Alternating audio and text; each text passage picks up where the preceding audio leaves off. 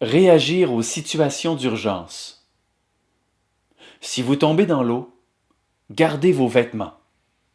Grimpez sur le bateau ou sur tout objet flottant afin de vous maintenir hors de l'eau si possible.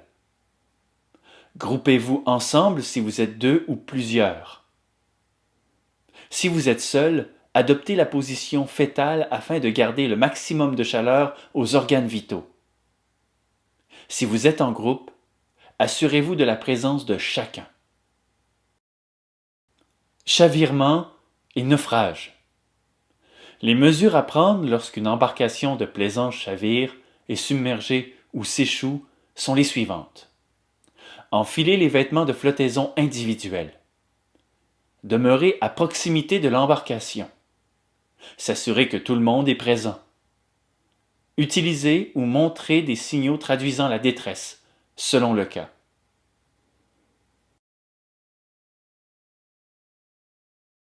Défaillance. En cas de panne mécanique ou incendie, voici les mesures à prendre à bord d'une embarcation de plaisance.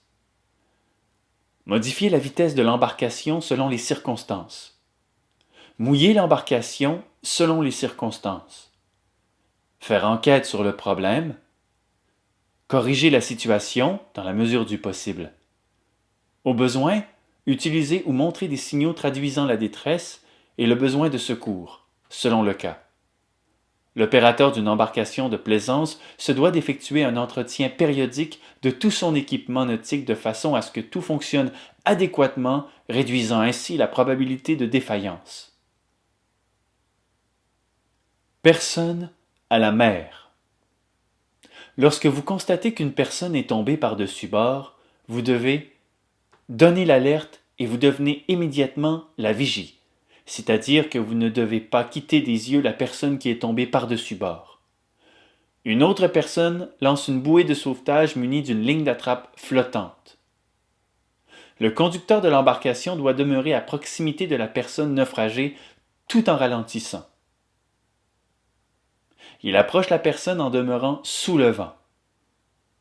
Il ferme les moteurs pour ne pas risquer de blesser la personne avec l'hélice. Il récupère la personne à la mer à l'aide de l'échelle ou d'un harnais. Il est important d'informer les personnes à bord de l'emplacement du matériel de sécurité, des tâches à accomplir en cas d'urgence et du mouvement de l'embarcation. De plus, il est très important de pratiquer les procédures de sauvetage afin que chacun des passagers en obtienne une parfaite maîtrise. Dans le cas d'un éventuel besoin, les chances de survie de chacun seront grandement accrues. Fuite d'eau dans la coque. Premièrement, il faut localiser d'où provient cette infiltration d'eau. La coque est-elle perforée? Un accessoire sous l'eau comme la prise d'eau pour le refroidissement du moteur est-il défectueux? Le dispositif situé à l'arrière du bateau permettant la vidange d'eau est-il bien fermé? Une fois que la source d'entrée d'eau est découverte, il importe de réparer le bris de façon à arrêter l'infiltration d'eau.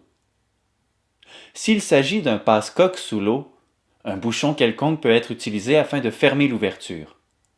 Si le trou est juste sur la ligne d'eau, il faut faire gîter, faire incliner le bateau, afin de garder la fissure hors de l'eau. Lorsque la fuite d'eau est colmatée, il importe de vidanger l'eau du bateau en utilisant la pompe de cale ou les écopes. Si en dépit de tous les efforts, l'eau s'infiltre toujours dans le bateau, et ce de façon à mettre la vie du conducteur et des passagers en danger, il faut demander de l'aide en utilisant le canal 16, m'aider et ou en utilisant des fusées pyrotechniques. Vous devez avoir à bord en tout temps les outils et le matériel nécessaires à la réparation de la coque. Une réparation temporaire assure un délai suffisamment long pour se rendre sur la rive. Reconnaître les signaux de détresse. Voici les différents signaux de détresse qu'il est possible d'utiliser pour demander de l'aide. Signaux explosifs tirés à des intervalles d'1 minute environ. Son continu produit par un appareil de signalisation sonore comme une corne de brume ou un sifflet.